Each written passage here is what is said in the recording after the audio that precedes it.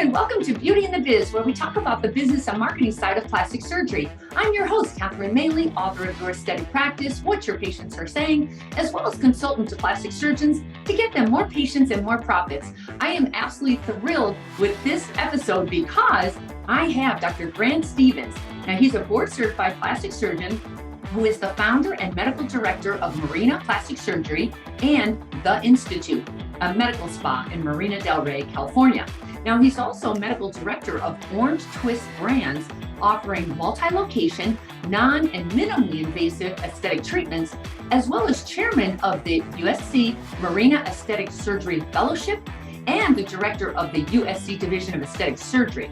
Now, Dr. Stevens is the who's who of plastic surgeons and one of the most trusted voices in beauty. He has the longest CV I have ever seen because he actively speaks, writes, researches, teaches, consults, and participates with national and international medical societies, journals, hospitals, universities, industries, pharma, PR outlets, and even government. Actually, I had Dr. Stevens on my podcast right as the pandemic was it had kicked in, but now they sent everyone home. So I was able to catch him for a minute on the podcast, and a lot has happened. That was several years ago. So we're going to hear what's new. So Dr. Stevens, welcome to Beauty in the Biz. It is an absolute pleasure to have you back. Thank you very much, Catherine. I really wish my mother had been here once again, listening to that introduction. That's very well. It was really difficult to condense it because you have been around. Wow, good for you. Yeah, wonderful. Right. So let me ask you this, because today I did a lot of research on you and I see a lot of things have changed. So let's just start with your practice. When I knew you, you had a very, healthy, busy practice and you had quite a few people. So tell me, what is your practice like today and where do you fit into that? Well, thank you very much. And hello to everybody. First of all, my practice is in Marina Del Rey. It's Marina Plastic Surgery and the Marina Med Spa. And it's been there for about 33 years.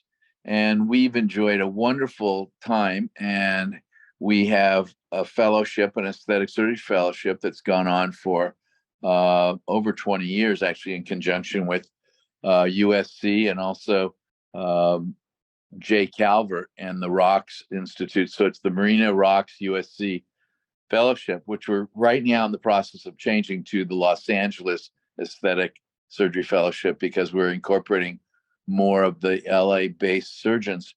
And you asked about what I'm doing and what my role is. And some people mistakenly think I've retired. I certainly have not retired. I'm working as hard or harder than ever, but I actually am not doing surgery. And you mentioned Orange Twist. We are, there's Orange Twist is another endeavor, and that's a number of med spas. By the end of this year, we should probably be up to 30. We're looking all around the country, building and acquiring, and that's all non-surgical medical aesthetics, and it's called Orange Twist. However, the most exciting news I can share with you is that a company out of Texas called Latticework Capital, which has been around for 25 years, doing various roll-ups and other consolidations in the medical business, from veterinary to ophthalmology to dental, all sorts of different subspecialties. They have 25 years experience, and they came to me and asked me to be on the board of their aesthetic roll-up. And this is a little over a year ago. And with that in mind, I looked at some of the opportunities because I was working very hard with Engage technology and some other things that will come up a little later today. And I decided that I would go ahead and go and partner with them. And with that in mind, they called the aesthetic portion of their business, they called it Athenix, although I think by the time this airs, it will probably be called something else. And it's through Latticework Capital, and we are acquiring other top flight plastic surgery practices and around the country, and only going for the very best and providing a fantastic patient and employee experience in the field of aesthetics, both surgical and non-surgical. And as a board member of that company, and I always kid people, I say I sold my practice to myself because I took back a lot of equity, and I really want to build the number one national brand in the country of aesthetic plastic surgeons. So Marina Plastic Surgery alive and well. The senior surgeon there is Dr. Justin Perez. All of the employees are still there. Everything that you remember is still there. And in fact, I'm swinging by there tomorrow. I'm down here right now in Manhattan Beach, and I'll be there at the office tomorrow to check on things and see everybody. I'm actually going to get a little Daxify in my forehead wrinkles. You can see I need it. And then I probably have a Cyton laser in a couple days, BBL and Halo. So I'm still very much involved, and I'm still a consumer of the product. You're still drinking the Kool-Aid. I knew there was a shift on your website, because on your website, you very strategically marketed him, Dr. Perez, as the medical director, and you were after him as the founder. And I thought, interesting, because you're transitioning, you're keeping that credibility, because he needs your credibility. He can't stand on his own at the moment, I don't think. He's much younger. I mean, is the goal, though, for you to walk away and have him take it? Yeah, well, certainly Dr. Perez could do whatever he wants to do. He trained at UT Southwestern. He was my fellow for a whole year in the number one aesthetics fellowship in the country. He then stayed with me and worked alongside of me for a couple of years. And now he's the director and running Marina Plastic Surgery. And I assure you that he could do it on his own. However, we are great friends and colleagues, and we share. And obviously, I have a little experience. I've walked the path a little longer than he has. And we have a great time. Hey, let me share with you, he's going to do my eyelids this summer. My God. He's going to be my surgeon. Not only is he injecting me and doing my laser this week, but this summer he's going to tidy up my eyelids. So I trust him as my surgeon. And I could go to anybody, obviously, but he's so good, and he's such a great guy. He's running that office within the whole Athenix structure. But like I said, it may well not be called Athenix by the time you air this program. Well, lately on the podcast, that's all we've been talking about is private equity and plastic surgery. So just to be clear, because it sounds to me from the little bit I do know, every deal is different. It depends on how much you want to give up, how much the business people want to do. So typically, you're going for the economies of scale, for one thing, right? You're trying to do group discounting or group special pricing. Is that true, or is that one of the thoughts or the objectives? Are you talking about the acquirer or the seller? The business side, the business people who are going to take it, the private equity people. Is their goal to roll you up so they have stronger buying power? So now you decrease your hard costs. Is that one of the objectives? Well, that is one of them, but that's not the main objective. What's the main objective? There are plenty of buying groups. It's the efficiencies. First of all, the back office efficiencies, the running of the office, so all the support and of the office, the marketing, the HR, the employee relations, and so forth, and their experience. Like I mentioned, the company I'm with Latticework, they have 25 years of successful roll-ups. One of my concerns, and this will come out at the Aesthetic Society meeting at Hot Topics, which may have already happened by the time you play this, but I actually looked at 13 different groups, and I know there's a few more, and there will not be 13 groups in a couple of years. Most of them will fail. And why is that? Because I can see, but just from my looking out, outside looking in, there's so many variables involved, so many egos, so many pieces to that thing. And I don't know how you're controlling it when it's in different locations, different people, who has the decision making, who doesn't. That's my take. Why wouldn't they make it?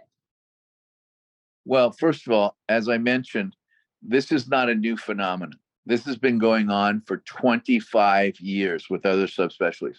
So if we look back and we study what's happened in previous verticals and previous specialties, and we study what's happened, and then you ask, why will this fail? And it won't fail entirely. There'll be successes, and there'll be cannibalization. Some will be bought by others at different valuations. But there will be some people that pay too much. There'll be some that can't deliver what they say they're going to deliver. There will be early retirements because people will see the money and they'll retire, and the revenue stream will evaporate. There'll be a number of reasons why they don't pan out and deliver what they're promising. I hope they're all successful. I'm not trying to be a Debbie Downer here, but it can't possibly. There cannot be 13 different roll-ups.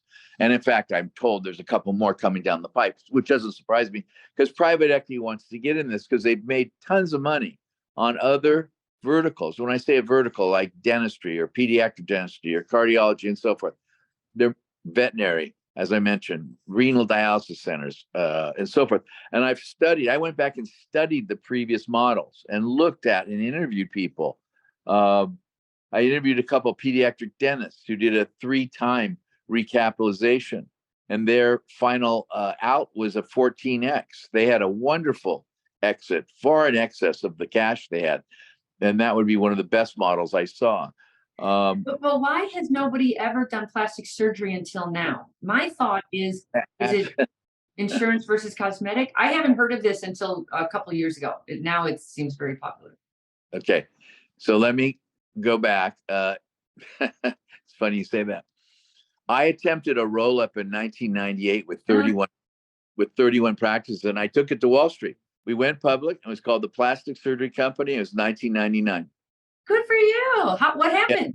And we had 31 practices and more than 31 physicians. But I learned the hard way that managing plastic surgeons was much tougher than herding cats, as Harvey Zirim used to say. It was very difficult. And as I said, we could give a key to a burning building with the plastic surgeons in the building and say, that's the door, here's the key, let yourself out and save your life. And they would argue with you that it's not the right door, not the right key, and so forth. But what we didn't have was private equity, and we didn't have the knowledge, the back end knowledge. And that's exactly what's going to happen to some of these other groups. I learned the hard way. We survived and did fine. Dennis Condon and I did it, and you know Dennis from the industry. And we learned a lot. And I said to Dennis at the time, if I ever come to you and say I want to manage plastic surgeons again and do a roll-up, I want you to shoot me. Well, then I call him and I say, you're never going to believe what I'm about to do. But it's totally different. It's totally different now because the physicians are giving up control of their practice. And that's a key thing. They didn't with the previous one. And that's good and bad, but they will follow the directions of the parent company. In some of the programs, they have more control over others. Right. I think they're going to learn very quickly that that's probably not a great idea. Surgeons are independent, physicians are independent, plastic surgeons are very independent, and they're tough to manage. But again, Catherine, as I mentioned, this has been done many, many times before successfully in other fields. And I think what we're seeing here is now the interest in non-surgicals, especially, captivates a lot of money people and private equity, and people want to get on board the aesthetic boat, if you will, or train, because it's growing at an exponential rate. And I don't blame them. And that's why I'm on board. I mean, that's why I rolled a lot of my value into equity, and why I encourage my colleagues to give it a look. We're going to be talking about it at the Hot Topics section of the Aesthetic Society meeting and comparing and contrasting some of the models. And there's not one model that fits everybody's, right? There can be many models depending on the age of the doctors, how many doctors there are, what their goals are, what their tolerance is for having people manage them or their staff. There's just so many variables, and I hope they're all successful. Because you need commitment, though. You need them to stay put, right? Like for 5 years at least to make it work. So as I mentioned, every time you ask me a question, there's going to be a variation of the answers. For sure. Some of the models are 3 years.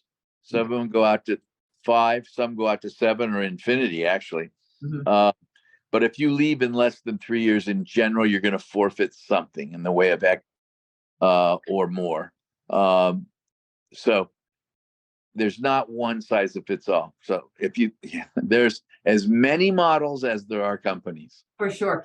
If you were to talk to a surgeon, like the biggest benefit for a surgeon to roll up with this with a private equity firm, what is it? Is it to let go of the admin part of their practice and just do surgery? What's their benefit? It entirely depends on the age of the surgeon, what their practice is like now, and what they want out of their practice and their life. There's not one size that fits all. Once again, if you're a young surgeon, it might be effective practice management and professionalism and branding and marketing and taking the headaches of running a business out of their hands, allowing them to do what they're best at, which is surgery. That's one. If you're a senior surgeon in your final third of your life, it allows you to monetize all the work you've done and actually get a healthy multiple that you're not going to get anywhere else. Mm-hmm. Certainly you have to stay around a while. And the middle, sort of a blend of both. So it's not one size fits all. And when people say to you they have the answer, they know. Trust me, they don't. There's many, many scenarios here. And there are many ways we can actually adjust it for the needs of the younger. I always talk the first third, second third, third third of their practice. Mm-hmm. And it can be effective, and they can make more money, both even for practice efficiency on a day-to-day basis, as well as have a program exit strategy. Mm-hmm. The two things I was wondering about with these groups, who pays for the patient attraction? Does it now become the business side of that to do all the marketing for you? Or a lot of the groups, they still say to the practice, no, you still do what you do. You still build your practice, market the way you've always done it. But now doesn't it have to be co-branded? You know? Like how do you divvy up this marketing part? Like where are these patients coming from? Again, Catherine, once again, the same answer. It's as different as there are different practice models. Some are centralized entirely, and they only do a central brand. Some allow the practices to exert their influence, like, for instance, Marina Plastic Surgery is still Marina Plastic Surgery. Well, that's how I noticed this. It said Marina Plastic Surgery by Athenix. Right. And I thought, oh, interesting. Yeah. So you are co-branded a little. It's little though. It's subtle. Right. It's co-branding. And eventually, as we get bigger, we'll probably have a national brand, but we're still allowing people to have their own local brand.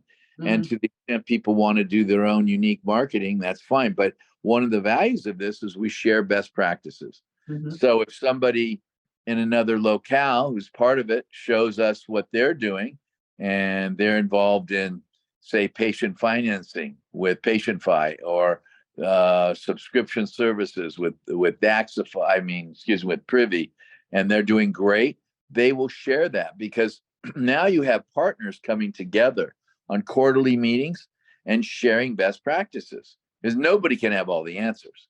This allows sharing of the best practices and then incorporating that around the country and maximizing the return and having partners and learning from one another, not just surgical technique, but in this case, business management, marketing, and all the various other parts that are outside of the OR. All right. Now, some practices or some models take all that off the table. Mm-hmm. Some just come in and they just run it. And then the doctor goes to work and does surgery and so forth. That's not what I'm doing. It's not what we're doing. And it's not what most are doing. And most plastic surgeons don't want that kind of model. But there are some that are that way. I can tell you, I looked at them. Mm-hmm. Well, what would be your advice then? Choose carefully, Yeah, again, it would depend on the age of the surgeon. Mm-hmm. Well, private equity is not interested in hiring a young surgeon just fresh out, unless they're in an established practice. I would let me talk to the people that are, say, the second third or third third of their practice. Yeah, look carefully. But in my mind, the biggest mistakes people are making, we're going to talk about this, is that they're falsely thinking that all the management schemas are equal and that somehow that they all be successful. And I don't understand how they can think that when you study the other subspecialties, the other verticals. If one studies veterinary stuff or derm or dentistry, as I mentioned, and you study what happened 10, 15, 20 years ago, you see that a lot of people got burnt. However, some did not. And the ones that did not have the best management schemas, they have the best business people, and they partner with the physicians, be they veterinarians or dentists or whatever they are. And learning from the past helps the people now and in the future, right? I mean, why would you repeat something that failed? And that's what I see. I see a lot of naive plastic surgeons that I feel sorry for. They're just going for either the highest multiple, and they don't understand that that's not really the big strategy here. Because in a year or two, they're going to be out on the street, or the whole thing will be, well, what will happen? It'll be acquired. It'll be re-rolled up at a much lower multiple. I just would be very cautious, be very thoughtful, be very analytical. The other thing is you don't need to be paying these bankers so much. I see these guys hire all these bankers, which, I mean, it makes sense to have one, but they're paying way too much for them. I know the bankers hate me for saying this, and I have the bankers on my program, and they're my friends, but some of the plastic surgeons are getting gouged by bankers. Sorry, bank. For the surgeons, are they looking for predictable revenue streams? What would make the business people want to take over a practice? What are they looking for? They're looking for that delta. They want to pay the surgeon. They want that EBITDA, and they want to drop the revenue, drop the expenses, and raise the revenue. And that delta is what they're looking for. They want to run more efficiently. It's an old model. It's not new. This is not new. This is ancient. They're coming in with economies of scale that you mentioned on acquisition of product, but way more than economy of scale on product. It's running the business like a business. Right. You know, I started that whole thing called the business of plastic surgery years ago, and you've actually been involved in that also. And I remember when I first gave a talk called Staying Ahead of the Competition, I was roundly booed and so forth because I said, you're all business people. And then they disagreed. I said, yeah, you are. You're just bad business people. And profit's not a 4-letter word. And you remember I gave that talk, profit's not a 4-letter word. And I pointed out it funds philanthropy. It funds sitting in that chair. It funds your kids' education. It funds your home and so forth. And without a profit, unless you're a silver spooner, you're not going to be successful. You're not going to be able to help your family, help the needy and so forth, go on mission trips. So if it is, in fact, not a 4-letter word, then shouldn't we get the most profit? And shouldn't we run our businesses as business people, not as frat rats? I mean, I looked at businesses when I rolled them up in 89 and 90. They were being run, and they still are, like fraternity houses. And it's unbelievable to me. I'm a businessman and I'm a surgeon. And, you know, it turns out you can be both. And I know that was really tough for people to swallow. I'm happy that now it seems that people have gone full circle and they understand they are in the business of aesthetic plastic surgery, aesthetic medicine, and they want efficiencies and they want help in the back office and marketing and sales and all the management issues and HR and everything that every business in America has. So that's where the roll-ups are going to help the doctors. Is the point of the roll-up to eventually then just sell it to somebody else for even a lot more equity? But then who would that somebody be? Is it just some more business? Well, that's the thing. You know, some are established just to throw off cash and distribute it back to the shareholders. Some, I can think of a couple that come to mind. I'm not going to identify any of them, and some are clearly in the business of growing and then recapitalizing, and then maybe recapitalizing a couple times, and then ultimately then selling out. But the ones that are getting involved right now who tell me, oh, we're going to do this and sell out in 3 years, I know they're, no question. That's the biggest path to failure, to start a new business and say your goal is to sell in 3 years. Every business school textbook says that. And if you look at startups, the people that make the money do not start up companies with the idea of selling. So I'm from the Silicon Valley. I live very close to it, and I was down there for a year. And I was in the middle of I started in 1998, and I left in 2000 to start what I do now. because I Uh-huh. thought, you're all crazy. You're all just here to start something and pull out the money and leave. And all of us were, millionaires on paper, and it was overnight, it was gone. And I was working for a startup that was burning through so much money and nobody had a plan.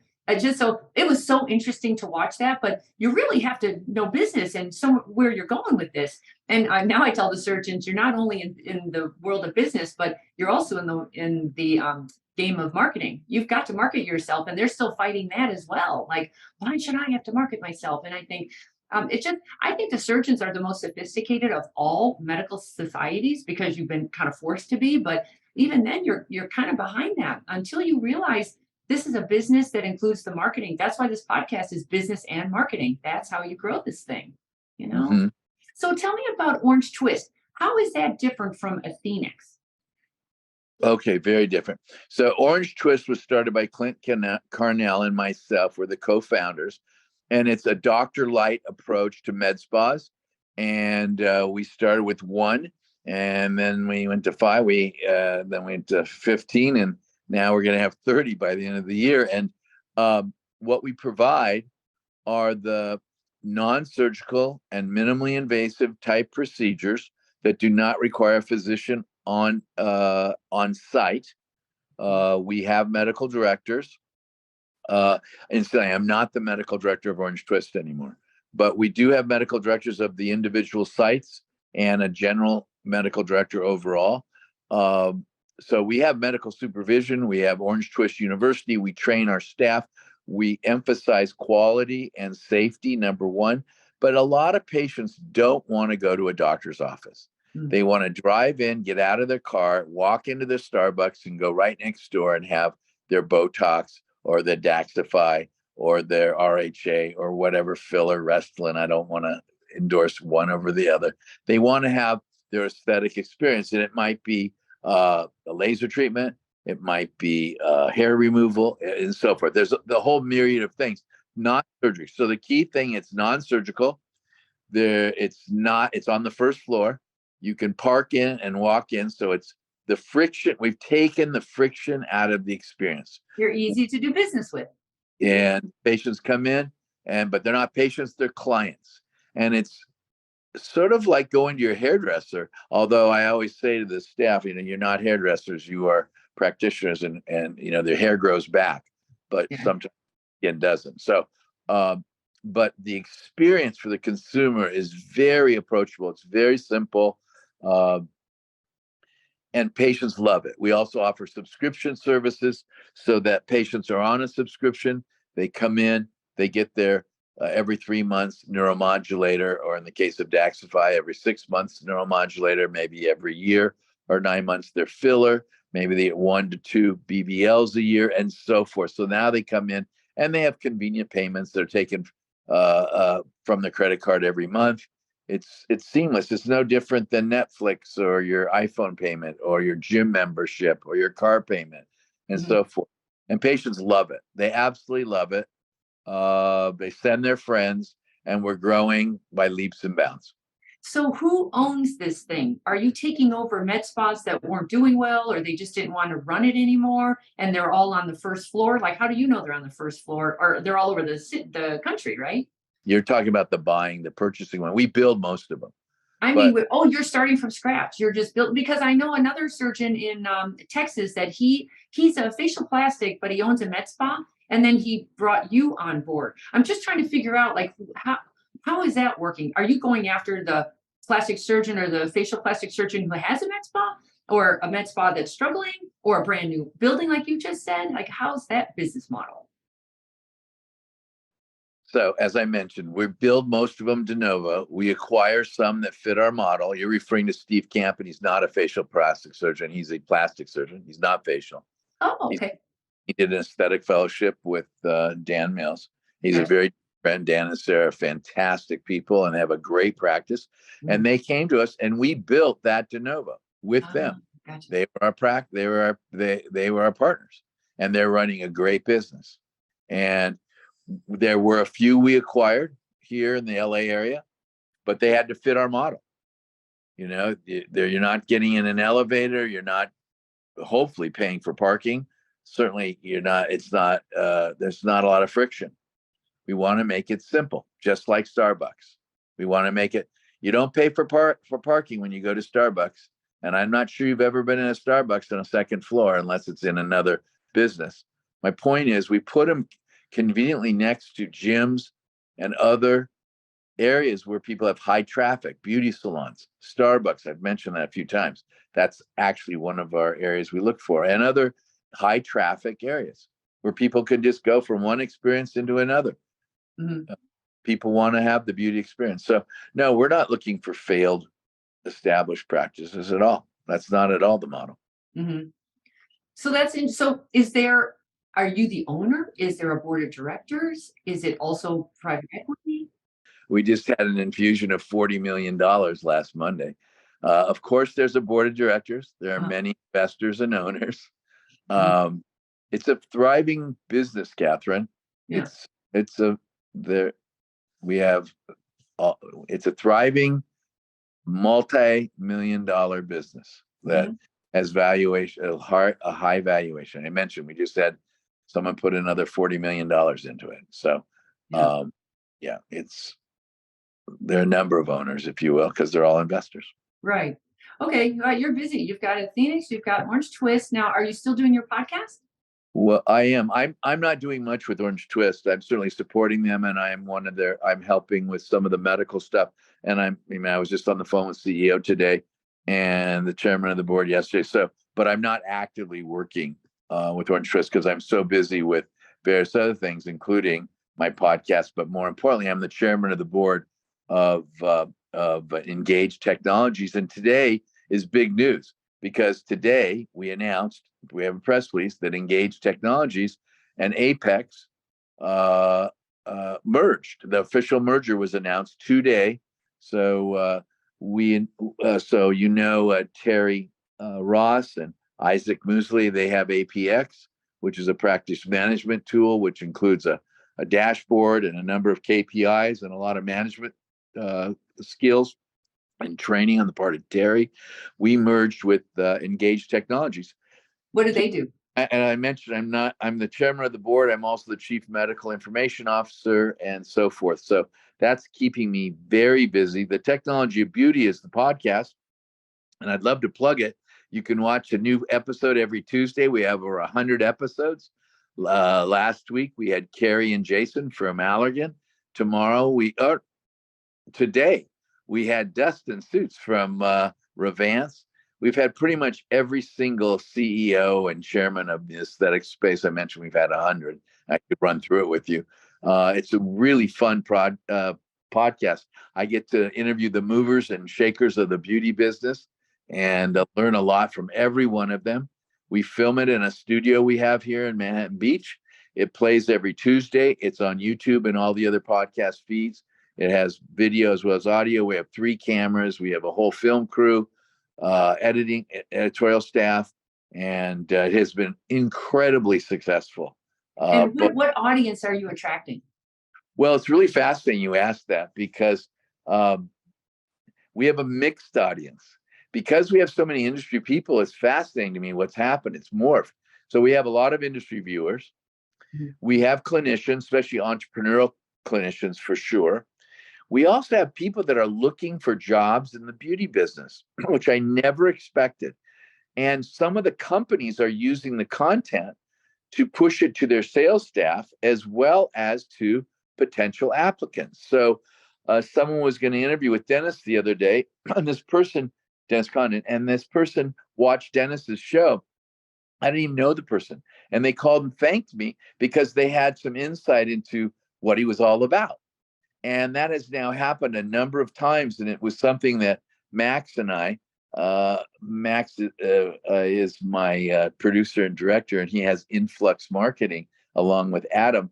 And when we set out, we weren't exactly sure what our goal was, but I was interviewing Richard Gonzalez, as you know, the head of AbbVie, and that bought Allergan. And I was fortunate enough to meet him off camera and talk to him when he took over and bought Allergan. And he is the chairman of the board and the CEO, and he runs everything with AbbVie. And I said, hey, can I interview you so you can get to know the people in plastic surgery? And my mantra was already, as you know, the technology of beauty. That's been across my wall since 1987, and I own that. It's trademarked. I own the technology of beauty, and so I named the program the Technology of Beauty. And Richard Gonzalez was my first guest, and we had so much fun. I said, "Hey, let's do this again." So lo and behold, we started bringing other people. We got a studio. We got cameramen and sound people and editors, and it's just been so much fun over the last 3 or 4 years now. Excuse me. And we've learned a lot. I learned something from every single guest. Yeah, me too. It's incredible to me. We interviewed Eddie Yoon not too long ago. He wrote The Super Consumer, and he also wrote The Snow Leopard. And if you haven't read The Super Consumer, it's an amazing book, and it relates right to what we're doing in aesthetics. I heartily encourage you to. And Eddie came and he presented some fascinating marketing information. Like what? Did you know that people that make generators, companies that build generators, sell a lot right after a natural disaster? You'd expect that, an earthquake, a flood. Of course, people run to the local Home Depot or wherever you buy a generator. I must confess I have one because I live in Southern California. I've been through earthquakes. But did you know that when there hasn't been a natural disaster, that their sales plummet? Not unexpected, because they're asking you to, shell out, I don't know, 5 to 10,000, whatever it is, to buy one of these things and stick it in your garage, and hopefully you'll never use it. Right. Okay. Well, they came to Eddie asking about marketing advice. He's a consultant. So what he did was very creative. He started looking at what people do that have generators. So let me ask you something. Do you have extra refrigerator freezers in your garage? No. Do you? So you don't have a generator. Do you take an excessive number of vitamins? Yes. Okay. So it turns out people that buy generators, number one, they all have more than one refrigerator freezer, and it's usually in the garage. They have backup freezers, or they keep frozen food out there. So that's the number one predictor. Number two, they buy a ton of vitamins. So then if you want to target your marketing instead of geo-targeting like we do, you just, for those companies, they targeted people who purchased these refrigerator freezers, extra, second and third, and then vitamins. And there were other collateral things. And in the book, he lists a ton of them. And 20% of the people consume 90% of our product. Yeah. Again, 20% of our patients consume 90% of our product. And if we can identify who those 20% are and market to them, we're way better off. And Eddie was on the show. But we've had bankers, we've had CEOs, we've had a few doctors, not many. We've only had a handful of doctors, and they are, again, to be on, you have to be a mover and shaker of the beauty business. But we've had some docs on, and they are big time aesthetic surgeons and medical people. Mm-hmm. And it's great. I encourage you to check it out. We have a website. We also have Instagram page, technologyofbeauty.com. Gotcha. Now, you mentioned marketing, and I want to go back to that because you have such a well-rounded background in all facets of aesthetic medicine. What's working in today's world for patient attraction? What has been working that you know about? Or it's so great you asked me that, because this last weekend I worked on my talk to the residents and fellows coming up. They've asked me to talk about that. It's going to be a kind of a morphing from staying ahead of the competition talk. Mm-hmm. But, Catherine, too much time is spent talking about just the pure marketing. The number one way to get patients is to be the best surgeon and physician you could possibly be, and take the very best care of the patient sitting in your chair right now. Because that person will tell her sister or her family or her neighbor, and there's nothing better than word of mouth marketing. We have gotten so distracted by the other digital, which I'll talk on, but we've gotten so distracted that I see a lot of young people just jumping around on TikTok and not thinking about the fact that at the final analysis, if you don't deliver the very best services, the safest and best surgery or non-surgical aesthetic services, I don't care how much marketing you do, you will fail. It starts with the best surgery and medicine and being the best. After that, it's communicating with your patients, and then they will communicate with their friends and family, and then you expand, and then it's building a website and having before and after pictures, and then of course social media. And we can talk about, in the old days it was Facebook, then Instagram, now TikTok and others. And we can debate it all day long. We can talk about the target audience. If you're looking for facelifts, it's Facebook, perhaps, although now that's moving down. Anything we talk about today will be antiquated tomorrow, right? Except my first premise. Patient care, quality, and safety will never be antiquated. And the biggest disservice I see are these people jumping around like a bunch of knuckleheads and thinking they're going to attract a bunch of patients, and they will. Short term, they will. But long term, if they're not delivering the goods, they're history. And I've seen this over and over again. I remember when the internet was new, and I formed my first webpage in 1994. And I remember being told by Harvey Ziram, patients will never find a doctor on a computer. And that's the quote he used. And that's when he heard I had something called a webpage. And my first webpage I built in November 1994, and it was 3 pages. And I did it myself. And then I went on to build tons more, and then obviously had people helping me, such as Ryan Miller and Max and Adam and so forth. And that was the mainstay of it. I still believe that's the lifeblood, because that's where you can put the before and afters as a library. And that's really what people want to see. But of course, that's not the whole answer. You need to have a social media presence. There's no question. And I'm suggesting that everyone does that. And at this point, having someone help you with it is probably essential, to tell you the truth. One surgeon can't do it.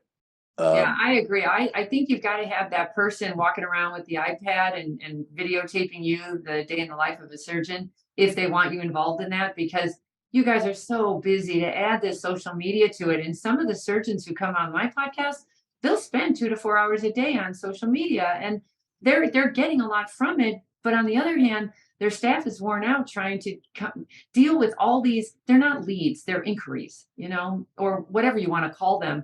Yeah. And in today's world, I think you've got to triage what's coming at you, because when the public's coming at you, wow, your staff's going to get burnt out from all the crazy, Yeah. How do you Yeah. handle that?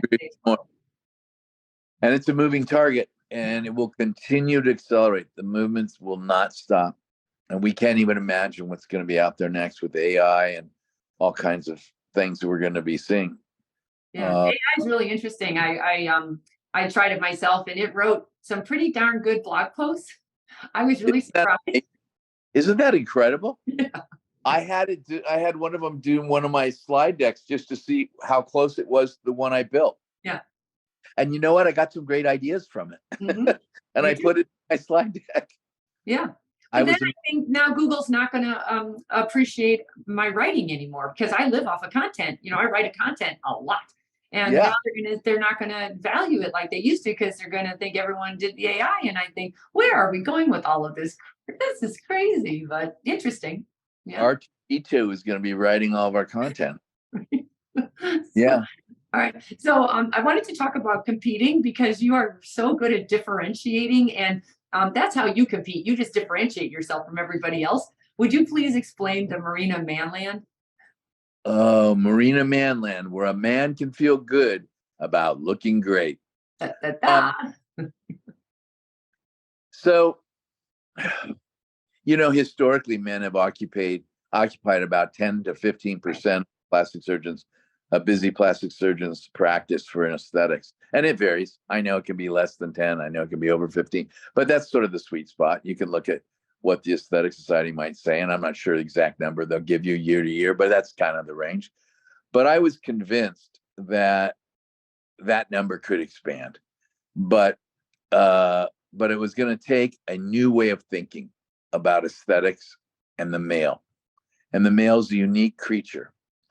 And when I started with Cool Sculpting in 2009, if you could believe that, I brought it into the med spa, and then I looked at my experience in 12. I looked at the experience of 10, 11, and 12, 2010, 11, 12. And I learned a number of things. And I wrote it up. It was published in August of 2013, the Aesthetic Surgery Journal. And what I found was that 74% of the people that came in my office in the first 3 years for cool sculpting had never been to Marina Plastic Surgery. They had never heard of me. They'd never been there. I thought, well, that's kind of interesting. It's kind of a magnet. And they all wanted to lose a little fat. And then we drilled down further, and we looked at those people and we said, have you ever had anything aesthetic at all, including a medical grade facial? And 84% had never had any aesthetic procedure. Mm. So not only were they new to my practice, they were new to what I do for a living. And then I drilled down even further. And guess what? 41% of them were men. Huh. So then I interviewed on paper 200 plus men. I had over 200 responses. And I asked them what they liked and what they didn't like about being in my office. This is before Manland. I asked them, what would stop them from coming, what would encourage them from coming. And of course, we got the smart asses that, would talk about, beer, tap beer, and, topless women or whatever. We got all the crazy answers. But when I drilled through it, there were some absolute trends and consistencies. Guys hate sitting on couches. This is almost like Eddie Yoon stuff. They love chairs. Yeah. They love leather. They love the smell of leather. They hate the smell of this frou-frou stuff that I was pumping into my established reception area with all these women, because I had been very successful with my model, and I wasn't targeting men. But the men came in for cool sculpting because I was running it on ESPN. And the ESPN guys, Mason and Ireland, were talking about themselves getting it. So I got a bunch of guys in the Lakers show and so forth. And that's what grew my men. But then I got a chance to find out what they wanted. They wanted a combination between a sports bar and a cigar lounge. They wanted flat screen TVs in every room. They wanted to smell leather. They wanted to sit in chairs, not couches, and on and on and on. So I decided, guess what? I'm going to build Marina Manland, like Disneyland. And it's the same font, where a man can feel good about looking great. And so with that in mind, I put a flat screen on every single wall of every single structure of every single room, including the restroom. I also put a stand-up urinal in the restroom. And I ran the Sports Illustrated bathing suit edition on the restroom television over the urinal 24 hours a day. It never turned off. Scantily clad bathing suit bikini women from Sports Illustrated. No topless, no. So it was all approved by Sports Illustrated. And there's a little side story of that. We did it in darker colors. We did it in wood. We did a lot of leather. And I actually put together a proprietary smell that I pumped into the space. Because one of my theses is actually when I was an experimental psychologist, actually, and I studied olfactory stimulation as one of my papers, actually, one of my research areas was the effect of olfactory stimulation. So I put together the smell of leather and cigars and one other proprietary smell that I never revealed, and I still haven't. I got a company to put it together, and we pumped it in every single room except the bathroom. Mm-hmm. And I remember I put pictures up in all the rooms with women and guys doing all kinds of fun stuff, a lot of motorcycles and sports and horses and guns and all kinds of male stuff. Mm-hmm. And I brought my mom in before I opened the door. I didn't let a single woman in before I opened the door. I built this and no females were in it. I brought my mom in. She made me take down 2 of the pictures. Okay. And that was fine. Okay. and we're good to go. And then we opened the doors. Now, the amazing thing, not even men love it. And we had, it was amazing. God rest his soul. Larry King came, all kinds of people. I just thought someone, I think it was just Charlie came. You can fill in the blanks. I had many of my friends and neighbors who came in and checked it out and loved it and How loved much it. free PR did you get from that? And how much what? How much free PR did you get Oh from my God. They did a thing on the morning news show where what's her name? Harvey, Channel 9. She was there the whole morning. They started the news show in the morning and they kept cutting away for 2 or 3 hours. They cut away back to Marina Manland, where a man can feel good about looking great. I had a rule. No one could say the name of MML without saying the tagline that I invented. So that's why I say it, because my staff will go crazy if I don't say that when I say the name of MNL to you. But we had so much media coverage. Actually, when Larry King came in one morning about 9 a.m. to the regular office and said, "Hey, Grant, I understand you've got a special place for men. Can I see it?" I said, "Boy, I'd love to take you, but I'm kind of tied up. Let me take you briefly, and then my staff will take you around. I got a full office of patients." I took him back there. He would not stop talking about it. He couldn't believe I had a urinal. He couldn't believe I had the Sports Illustrated thing. I had so much fun with people just wanting to come in. And then, lo and behold, they wanted Saturday hours. Then they wanted beer. Then they wanted to smoke cigars. And of course, we can't do that. And I couldn't serve beer. But guys smuggled it in to have cool sculpting. And when I found it, of course, I disposed of it. But my staff would say, the guy back in such room, he's drinking beer out of and I'd say, dude, you can't do that, man. But it was so cool. And guys would sit around in their leather chairs. And the number one question was, "Hey, dude, what are you in for?" It was like a prison, but it was, "What are you in for?" I also played a lot of pre and post op stuff because the wives sent them in sometimes. And the guys would watch stuff that they didn't know could happen. A lot of guys are not as well versed as women. And they would say, "Hey, doc, what happened on that patient back?" And we had photo books there. It was absolutely incredible to me, the naivete of so many men. They might be there to lose a couple inches with cool sculpting, but boy, they morphed into surgery like you wouldn't believe. One quarter in 2015, 51% of our patients were men of the cool sculpting. It was unheard of. The baseline was 10 to 15%. As I told you, it was 41% in the first 3 years. And one quarter, we eclipsed 50%. We went to 51. We didn't do it after that, but that was the one quarter. Marina Manland, it was a ton of fun building. We kept morphing it. It's a ton of fun now. We got tons of media coverage. Yeah. And I'd love to talk to anybody who has questions about it. It's a big deal. Yeah, it was really cool. What do you think about the patients today? How much have they changed from, let's say, pre-social media? Have they changed much? Oh yeah, they've changed a ton. So how? A couple ways. So as you know, the average age is going down in general, and we have released some statistics on that last week. So the average age of a consumer getting a non-surgical has dropped 10 years in like two. That's one big difference.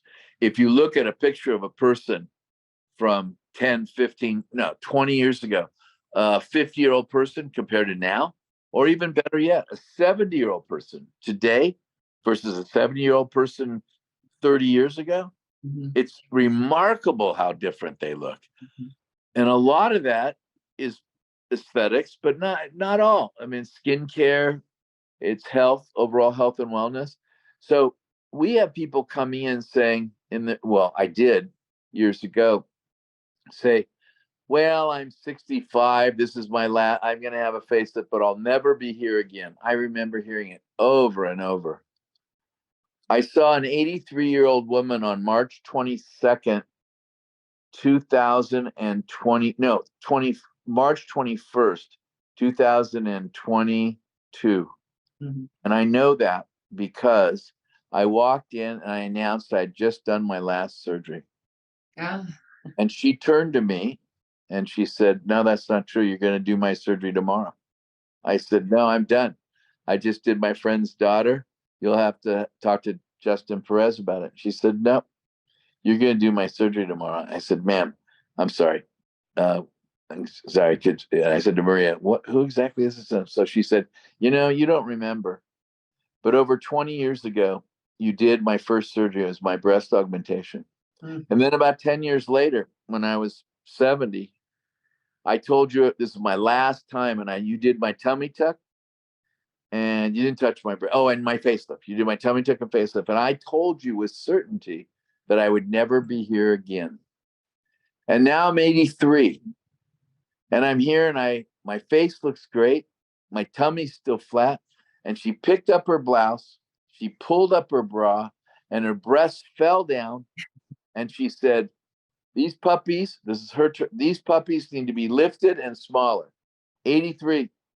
She then turns to me and says, "I'm sexually active. My husband and I want you to do this, and I care about how I look." And Good for her. you were right. You told me I would always care, because if I cared at 60, I'd care at 70. If I cared at 70, I'd care at 80. And that's the difference in the consumer. They're the super consumers. Yeah. And I can assure I'm in that group. we're going Vanity to knows go no bounds. we're going to Every time I say I'm not going to do something, I hit that age and I completely change my mind and say, no, right. no, I need another 5 years getting used to this, getting older. Absolutely. I'm doing my eyelids this year, and I'm turning 70 this year. So There you go. we're going to go down kicking and screaming. We're the boom. We are not going to fade away into the sunset. Yep. We've got Keith Richards and Mick Jagger and Bruce Springsteen ahead of us, Mhm. and we are not giving up. It's I just hear not. you. And that's when you talk about differences. There's part of the differences. We're not tolerating we know we're getting older, but we're not going to look older. Well, we're going to try our best not to. Yeah. Stay in shape, eat good food, work out, have a Mhm. healthy lifestyle, and have plenty of aesthetic services, non-surgical for the most part. Yep. And then every now and then have a little nip and tuck. And that's the difference. And That's my game plan. Yep. that also creates the other thing. I built a private door to my big office for the stars and for the people that were embarrassed. Guess what? In the last decade, it had cobwebs. No one used it. Even the stars didn't use it. Mm. And I could rattle off the names of tons of them. And they didn't use it. They didn't care. They were signing autographs, for God's sakes. And they're on social media. It's crazy. So the privacy thing, the stigma of having aesthetic plastic surgery or aesthetic cosmetic services, it doesn't exist anymore. Yeah. I So have no qualms about saying all the, oh my God, I've had so much done. It's crazy. And I'm 65 and I don't want to look like my grandmother at 65. I can't get there. I'm going kicking and screaming with you. Yeah. why don't you pull a picture out of your grandma at 65, take it and put it side by side with you in marketing this talk, and say, Stephen said, you're not your mother, you're not your grandmother. That Or exactly. Okay, I'll do that. I'll do an Instagram post as well on that and I'll tag you. because my sister-in-law did that recently. She took a picture of her grandma, same age as this woman is, and it was so funny. I swear to you, they're the same age, and you look at them, and the other one looks 20, 25 years older. It's crazy. Right. So to wrap it up, is there, like, if you were going to give, because this audience is basically surgeons and residents and fellows, and it's more B2B, let's say, what advice would you give, not just the newbies, but people who have even, like some of the surgeons who've been practicing for 20 years saying, what has happened here? I don't know where I'm going with all of this. Any advice for them to stay in the game? Because some of them Yeah. are tired. Well, obviously, I touched on some of it, and I still believe that we are physicians and surgeons first. I still believe the crux of it, the core of it, is being the best physician and surgeon. But I know that's not where you're going with this. You're talking about sort of practice success and marketing success and so forth. But The number one thing is that. But also read the poem, The Road Less Traveled. I have a t-shirt and I have a whole mantra that always be yourself unless you can be a pirate, and, and then always be a pirate. And what I mean by that, and I didn't make that up, I read it and Okay. but I use it. It's on t-shirts, it's on mugs, it's everywhere. All I can think of is Johnny Depp right now. So where are you going with the pirate thing? Yeah. Well, I am certainly a pirate. And so is and it's funny, so is Eddie Yoon. And I didn't even know he used that pirate analogy until we got together. If you do what everyone else does, you are bound for mediocrity. So the toughest thing, especially surgeons and physicians, they're not the most creative people, and they do follow rules, and that's good. And we want our doctors to follow rules, and we want our doctors to be safe, number one. But it turns out you're asking me what advice I give my fellows, and I have all 40 fellows, about 39 or 40. First, be safe and the best surgeon, but think outside the box. Think of ways that other people haven't done it. Don't do it the same way I did it. Don't do it the same way your neighbor does it. If you do, that's fine, but it's a guarantee to mediocrity. And it's a guarantee. With one, Have you always thought this way? This open, you are so entrepreneurial and open-minded and creative, and that's not normal for surgeons. You had to be pretty conservative and go by the books when you're becoming a surgeon, but then you have to shift gears and now be creative. And that's, can you make that shift? well, I've always been an entrepreneur. When I was 4 years old, I had tomato route. When I was 5 years old, I had an egg route. When I was 7 years old, I had a paper route. When I was 9 years old, I had 4 paper boys working for me, I mean, and so forth. I've always been an entrepreneur.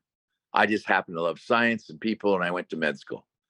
And I came from a degree in psychology because I really love people and art.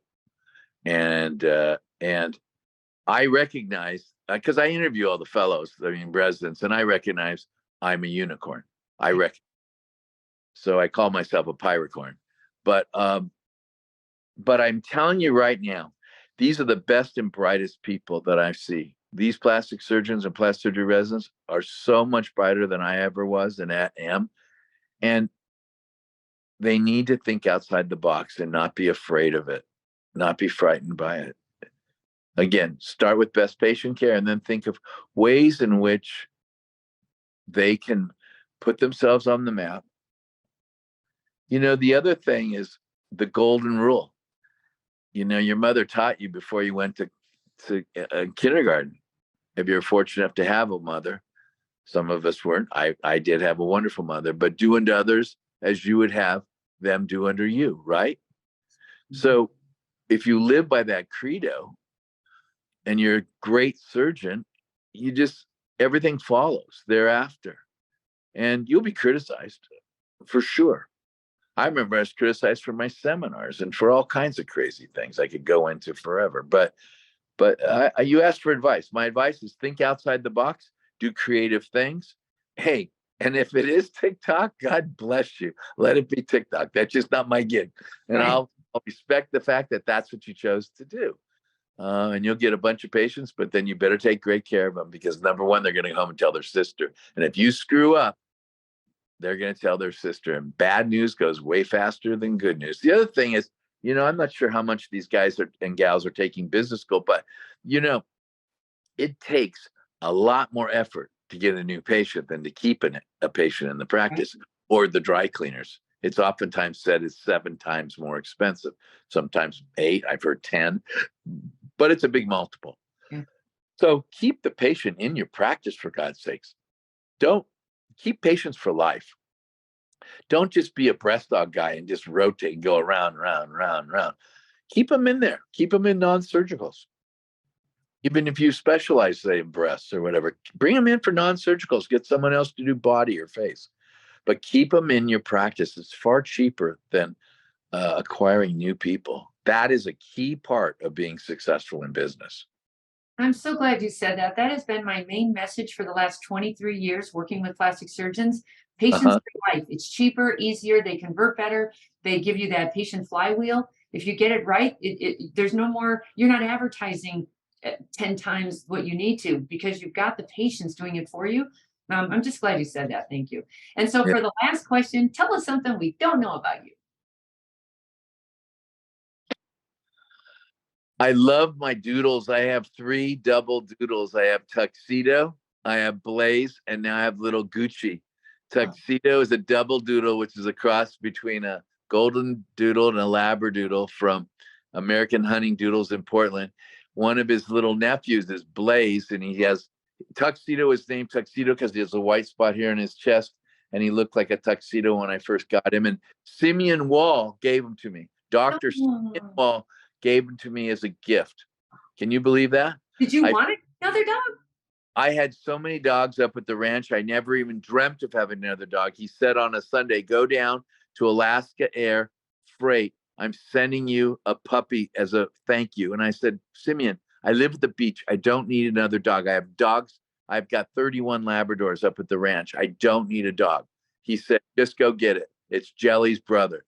I fell in love instantly. And Tux has been my sidekick along with Aaron Stevens, I might add. And Tux has been our sidekick only. And then we got Blaze. And Blaze has the Blaze pattern of horses. And those of you who know horses, Blaze is the white face and the white chest. And he's lovely. And he's Tux's nephew. And Oh, then finally, recently, we got Gucci, the first girl in the deal. And Aaron wanted Gucci. She fell in love with Gucci online, called up Scott Farrell, who owns American Hunting Doodles, and we were blessed to have Gucci. And she's down here in Manhattan Beach, and she's in the Puppy Academy here in Hermosa Beach. And the other two are up waiting for me to go back to Sun Valley. I'm living in Sun Valley most of the time. I'm down beach here yeah. temporarily to see a couple people and do a little business uh, with companies you know. Okay. And Well, congratulations. I didn't realize you got married. Yeah? well, we're not married. Oh, No, we have the same last name. She changed her name, and we're domestic partners for now. We haven't okay. had a wedding yet, but we Okay. decided enough is enough, and so it's Aaron and Grant Stevens, and Oh, we're so happy, and we'll announce when we have the marriage and I the think wedding. you had to tell Google because you know what happened? When I was researching you today, I just put in like Grant Stevens, MD, surgeon, California, Uh and up huh. comes Grant Stevens' wife. And you have four wives. You have yeah, you have four wives. One of them was your old, practice manager, and then the others, I think, I don't know, but anyway, it looks like you had four wives. So you might want to tell Google that. No, How dare you? There's only Aaron. I okay. Let's be perfectly clear. My practice manager was never my wife. Let's get that clear. Well, Google doesn't think so. Well, I'm going to go check out and find out. So Yeah, the number I did have one wife before, right. and a wonderful marriage, and that ended Like for at 30 years, right?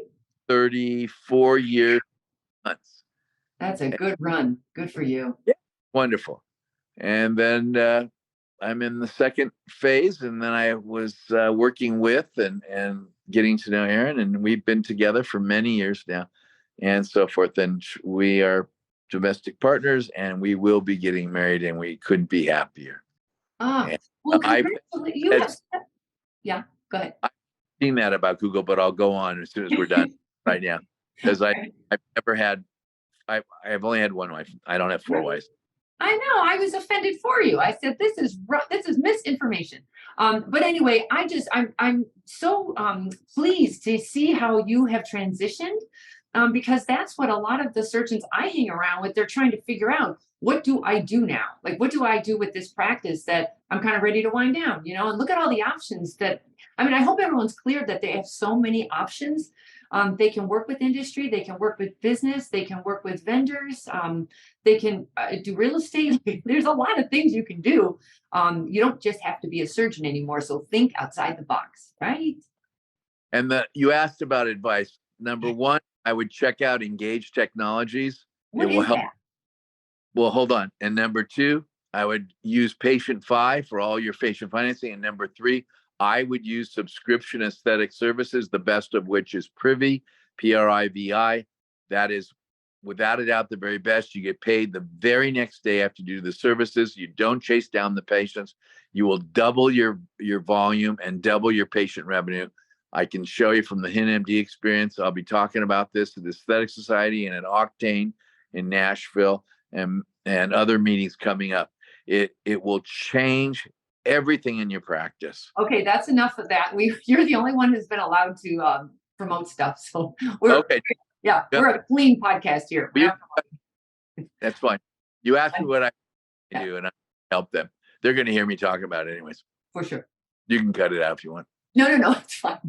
All right. Well, thank you so much, Dr. Stevens. I do hope to see you someday. I'm just so hopefully at the next meeting. Well, that's not going to happen, but maybe the next one. So, everyone, with that, I'm going to wrap up Beauty in the Biz. And Dr. Stevens, if somebody did want to get a hold of you, what's the best way? Dr. Stevens at Hotmail, DrStevens at Hotmail, or Stevens Grant, the number 13 at gmail.com. If they don't like Hotmail. My daughter gives me grief about being on Hotmail. I have not heard Hotmail in a long time yet, but I'm glad you went Gmail eventually. So good for you. They both work. They both get good. All right. Thanks for that. And then if you've got any questions or feedback for me, please leave them on my website at catherinemaley.com, or you can certainly DM me on Instagram at catherinemaley.mba. Thanks so much, and we'll talk again soon. The fastest way to success is to model other successful surgeons who have what you want, but you can only see their results, not the path they took to get there. So you continue to jump from one thing to another, hoping to find something that will work for you too. But it rarely does. So try this shortcut instead. It's guaranteed to move you forward. I compiled my intellectual property to grow cosmetic revenues, everything I've gleaned over the years, into one playbook of the most successful practices and what they do to win. Go to cosmeticpracticevault.com and let's grow your cosmetic revenues.